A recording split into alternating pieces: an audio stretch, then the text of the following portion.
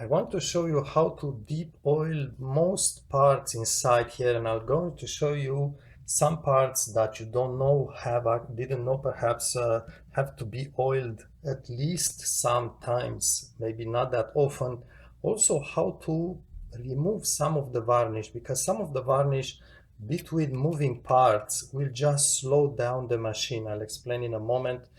I do have a few tricks here how to reach for deeper inside the machine, also how to put grease in there. So this is a sort of maintenance that you want to do first on an old machine that does not spin as fast, or maybe that does have vibrations.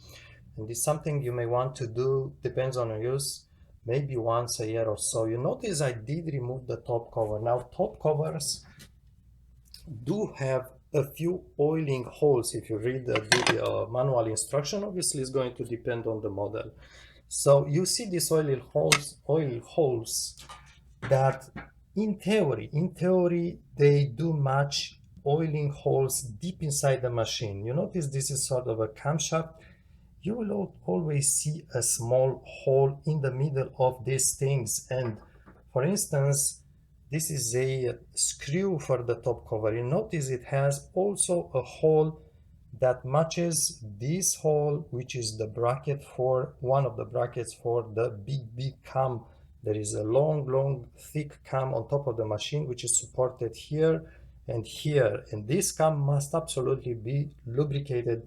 And these holes here, sometimes you have a screw with a hole in the center. Notice for instance, I'll give you an example. So this is just an example. It's a white brand. Right here, you see you have a screw which you should not remove because it's sort of putting, I don't know, it's balancing the shaft. So do not remove that screw. But when you look at the top cover, you notice there is a hole, and if you look deep inside, that hole actually corresponds with the screw. So if you put a droplet in here, it's going to drop from the other side right on this screw, and this screw does not have access to the shaft itself. Instead, there is actually an offset hole. This one, maybe show you with a piece of wire. I did check, and this is a good idea to check for these small holes. Actually, what I did is I did remove my needle, and I did drop the needle in there, put a little bit of pressure at the top of the needle, and just spin the machine, and you will see that you will feel in the needle that the tip of the needle is grabbing on the shaft. So this way you know that this hole goes straight down to the shaft itself, which is a machine part, and that must absolutely be lubricated. But all this to say that if you just drop a droplet from the cover, it's not going to drop where it has to drop. You will just wet this area. Maybe it's going to leak a bit in there, but that's, most people will just put one or two droplet. That's not going to arrive where it should. When you look on these machines, just take a quick look at them. There are pivots, and pivots must be lubricated. Now there's two things with old machines that happen. Those pivots have been lubricated at the factory, manufactured when it was built. By the way, this is 1972. We are in 2023, so I just take a moment to wish happy 51st birthday to this machine. Wish it was just 50, but it's 51. Anyhow, that's not the story. So at the factory, yes, there was lubricated, but obviously no one would ever lubricate those pivots if you only drop a few droplets through this hole once or twice a year. These pieces that just give you an idea, perhaps if I would, I think if I would, let me just try to find the one that would, so let's see for the camera, we'll just focus in a moment. So look what's happening when I push this. Look how many parts are actually moving with respect to one each other. There is a pivot here, there is another pivot there, there's another pivot here, there is another pivot there, and there is another pivot there. So this is just, and there's another pivot there. Just an example. On a Singer, I have another machine, Singer 401A. I could count 50 lubrication points, 50. That's slightly more than your 3 or top holes. Sometimes you have holes on the side, and obviously there are underneath lubrication points. This hole, by the way, here may either be to put attachment, or sometimes you will find perhaps one hole in the center that's also for lubrication, but you absolutely need to flip the machine to lubricate underneath. And there's also several pivots in between the body here, deep inside, which is very difficult to access. Obviously, there is another area here for lubrication. There's another several parts that move here. Notice for this one that moves the needle sides, you actually need to flip the machine to access that pivot right there. So also many owners will just lubricate this area a lot. So this is an area that builds a lot of varnish. And varnish, what does when you have metal to metal interface, after a few decades, the varnish that sits in there, even if you keep lubricating, the old varnish will just harden. It becomes really like a lacquer. And lacquer does not have the same friction, if you want, does not slide as easily as the bare metal bones. So the lacquer from old varnish oil will just increase the friction between the metal parts that either have a pivot in between them or either slide in between them. So the old varnish will increase the friction. And this is one of the main reasons why these machines do not have any more near the maximum speed that they had when they are in the new condition. This is just one of the reasons. The second reason, if there was lack of lubrication from the owner, obviously there will be wear on the metal surface, and that will increase the roughness of the metal itself, and that also slows down. That will especially happen at these two brackets on the shaft. And the third reason, and that's very interesting and is not for everyone, but is not impossible to do, I will recommend you search on YouTube channels cleaning the motor brushes and the copper running surface when the brushes touch the motor. There is also oxidation on those surfaces, and this greatly reduces the amount of current that goes inside the motor. So the motor obviously will no longer have the same speed. I would say perhaps it can drop the speed by 20, 30, 40, 50, 60%. So that's a lot of loss in there at the electrical motor. Obviously the motor needs removed and brushes cleaned. Be careful, because sometimes to do so you need to remove a cover on the motor, and oftentimes is very difficult or even impossible to put the cover back in place. Be sure you watch a video before trying that thing, and hopefully you are skillful. And also do not remove a lot of material. Better use a very fine sandpaper. Actually, don't use sandpaper, use a steel sponge, like a wire steel sponge, something soft, so you don't remove material, just clean the surface. Anyhow, that's another part. So one of the things that you want to pay attention when removing varnish, this is one of the areas. So there are several things here, and let's talk about removing the old varnish. This is a procedure which I'm doing with this machine. I use isopropyl alcohol. Do not use any solvent. Maybe you see people online disassembling this machine and soaking parts on solvents. Yes, that's one thing. But do not put any solvent when the parts are installed on machines, because solvents, for once, they don't really evaporate. Two, they stink a lot. They leave a lot of smell, and you don't want smell on these machines when you operate them. And by the way, if you have a very smelly machine from old oil, sometimes there was a lot of oil and it smells so bad, I do have a video showing how to perhaps get rid of that smell. So it's easier to more pleasant to operate the machine. So do not put never any kind of solvent here. Use isopropyl alcohol. You get this from your drugstore, and you notice, let's focus, and you notice this one says 99 USP, means it's almost 100 alcohol. That is very important, because most drugstores will sell you this rubbing alcohol, which is only 70% alcohol, which means it contains 30% water. and that is bad. You do not want to use this type of alcohol by any means, because water will not properly evaporate, will stick into the pivots and will cause the metal to rust a little bit at the surface. That will really increase friction and you can no longer remove that rust. So this is very, very bad. Do not use this by any means. Use only isopropyl alcohol that says 99% on the sticker. Be very sure about this. And what I suggest you do, just get one of these, I think they call them droppers. I got this from a dollar store. Get one of these, get a few droplets, and move yourself.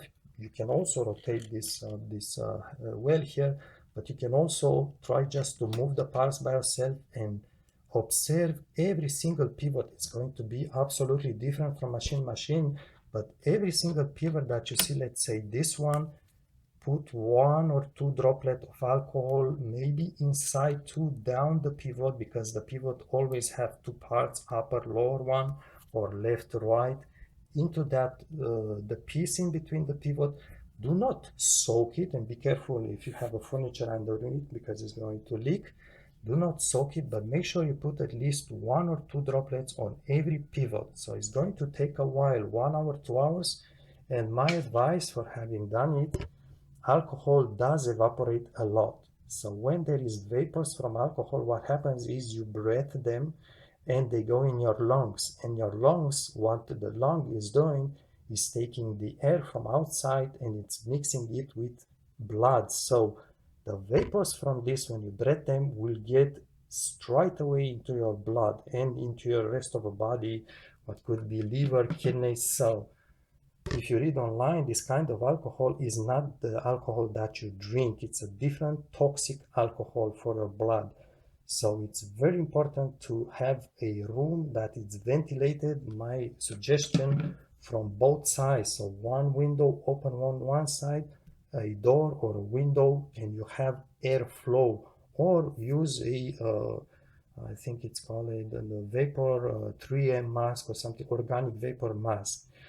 Do not breathe, because this takes long and you will breathe a lot of alcohol that's really bad for you, especially maybe even if you are an older person. Be very, very careful with this. So go at all these pivots, look inside. Some pivots are more deep inside. What you can do is just get a piece of wire like this, a metal wire, put alcohol in a small cup like this. Whoops. And just soak it and grab a droplets and drop it there deep inside where you need it. You can also use a straw. If you still find straws, I do find them. 2023 in Canada, it's illegal to sell them except in dollar store. Apparently, you can also find, so you can still find them in dollar dollar stores. So just put it like this on the pivot. Put that dropper on the other end, just leak a few droplets and you aim very, very easily. And my suggestion is, obviously you are going to do this here, and like I was saying, these areas like this one for the, I think it's the presser foot, the bar that goes up and down. So we drop a few droplets of alcohol in here, put it low position, drop them in there, let it sit, don't move the piece. So this area here is the one that gets very oftentimes a lot of oil, more than any other part of the machine. So maybe try to focus on this area. As I say, some pivots are not accessible. Maybe try to flip the machine. You absolutely need to do exactly the same thing underneath the machine. And also maybe it's tricky because there are also pivots here, rotating parts. This part is tricky. I'll explain you why. Be very careful not to put alcohol on the belt. Never, never on rubber. If you have plastic gears, I would suggest don't put droplets on it. For the shafts here, my opinion, it's if you want to take a chance, try to put a few droplets of alcohol in those holes, then rotate the shaft a bit. So you spread that alcohol in there. However, in there, because it has very, very little clearance, and by the way, you will see that the alcohol will not leak, will just stay here. So don't put too much. If you have put too much, let it sit 1 hour, and then just remove the excess of alcohol with something like a Q-tip. So if you have a tiny hole that you cannot remove the excess of alcohol, put only one, no more than one droplet of alcohol at once, because it may not evaporate correctly. So for the shafts, my suggestion is put alcohol and let it. What's actually very important is the alcohol. Wait for the alcohol to evaporate. But let's just give it a sort of methodology. Put alcohol everywhere and then let it sit overnight to be sure, and spin the shaft to be sure that it spreads on these brackets all around the shaft. But put alcohol in there, let it sit overnight. And by the way, when you put alcohol on a pivot, you may want to, right after, just move a bit that pivot so it spreads around the pivot. Then it's going to just leak around and work to dissolve the old varnish. Let it sit overnight, because some places the alcohol will take time to evaporate, and you really want the alcohol to fully evaporate before adding oil. That is very important. If you add oil when there is still alcohol in there, well, the oil will get completely dissolved by the alcohol, so it's going to be useless. It's not going to help. Now, for the center part here, if you put alcohol on the pivots, the problem is that it's difficult to reach from underneath the machine. It's difficult to reach, maybe using a wire still like this, or maybe that straw idea. It's difficult to reach for oiling. So think twice. If the pivot is difficult to reach in there, maybe don't put alcohol on it. It's going to be ignore this part of the machine inside I'm not sure what the leg is or the tower is. Name is, but if it's difficult to reach in there, think that it's going also to be difficult to oil those pivots. So maybe don't put alcohol on those areas, but be sure to put alcohol underneath the machine. This is my tip. If you think there is a lot of varnish, or if you feel that the wheel doesn't spin easily, maybe repeat this every day, once a day for several days, but really give the alcohol time to evaporate. Now, when you finished with the alcohol and you are sure it has all evaporate, use something like this to put droplets of what I use is special oil to lubricate this machine. This is a special oil. Do not use oil for hardware stores or engine oil or stuff like this. Those oils have a different viscosity, and if you have a oil with a viscosity that it's too high, it's going to slow down the machine. These are very, very light oils, and that's very important. But unfortunately, because they are very light, they also evaporate after a few months. That's why you need to do again an oiling after a few months. Except the normal maintenance is not to get on all pivots, it's just the main points like the shafts and some other areas. But be sure to use the right oil for sewing machine.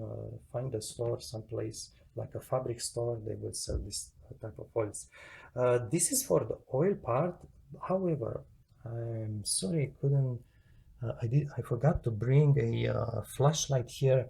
Now if you look on your machine, this is again the shaft, and oftentimes you will have like a what I call a worm gear. Not sure if you can see this, the one on this one. No, I could not see them.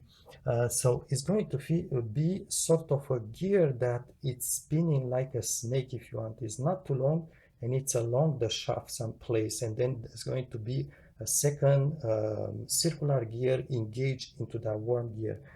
Those types of gear do not take oil. Those types of gear do take grease.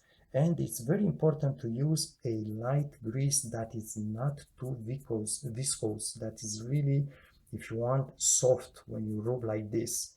So I'm using this kind of grease for a bicycle. I don't think you are going to use the same. Maybe go to a sewing store and ask for some grease and try to reach that worm gear to lubricate it, because that's oftentimes very neglected and it's going to cause a lot of friction and slow down the speed of the machine. Unfortunately, those worm gears usually are deep inside on the shaft. Is sometimes very difficult to access, but if you can access them, notice the rotation of the shaft, and what you want to do usually is to put grease at the start of the worm gear. So the worm gear is long like this, because as it spins, that grease will just move to the left, will be moved to the left by the two gears, and it's going to spread overall the entire worm gear.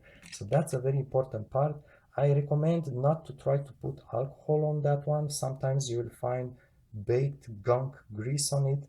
That's really difficult to clean. Maybe try to put alcohol, but be careful, because you may put quite a bit of alcohol and it's going to soak the entire interior of the machine. Careful. But that's a part that's oftentimes very, very neglected on these machines. And if you do give it a good lubrication with grease, proper grease is going to help with the way these machines work. Okay, so this is my tips. Again, this is sort of overall maintenance once in a lifetime for this kind of old machines.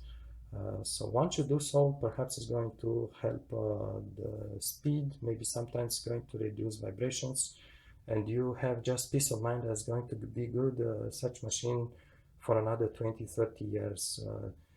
Be sure to do this, in my opinion, when you get one of these. Don't use it intensively and then 2-3 years later try to think about lubricating it. This is something to do right when you get it, because oftentimes this machine will sit like for decades without use, and at that moment that the oil that was inside, it's already all either evaporate or varnished. There is no real lubrication inside, and if you spin this machine at full speed for a while, you basically just start wearing the metal. So that's really a bad thing. The best is to do a full in-deep lubrication before using it, and then you have it good to go for many years. You see, let me just finish the video with one personal opinion, but I think it's shared by many people. I do like these machines, and I was curious about the new models. You have models with programs and stuff like this, very complex.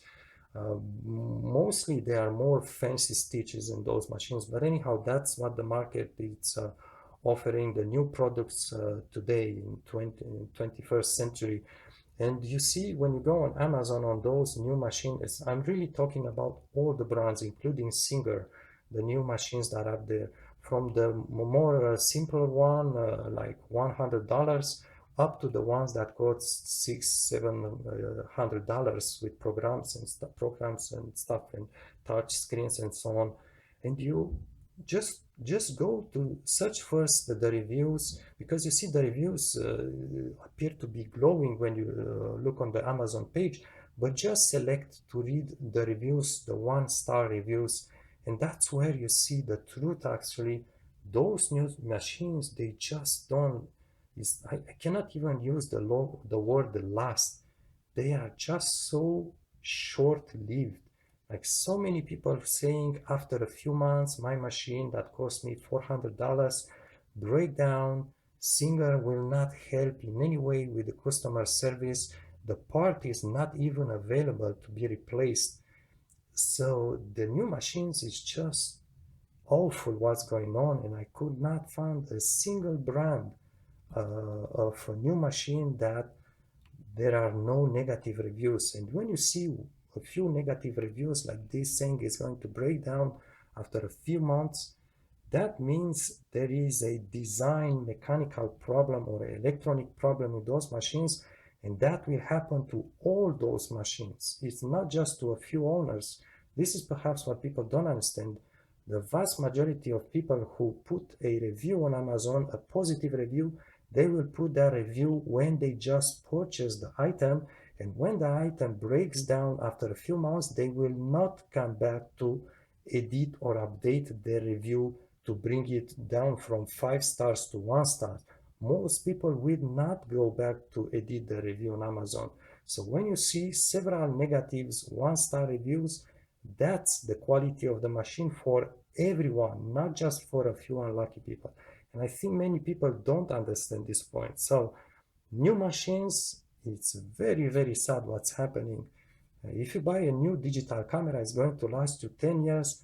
A new sewing machine, no matter what the brand, even the bigger, very well known historical brands, they are just not lasting, like very shortly lived. So it's very sad, and that's one of the reasons this actually is the best reason why these old machines that were made 50, sometimes 70 years ago, if you can find them in nice condition, if you can properly lubricate them, these machines are 10, 20 times better than a new fancy $500 machine. All right, hopefully this gives you a few tips, and let us know in the comment section and see my other playlist with tips about sewing machine. Thanks for watching.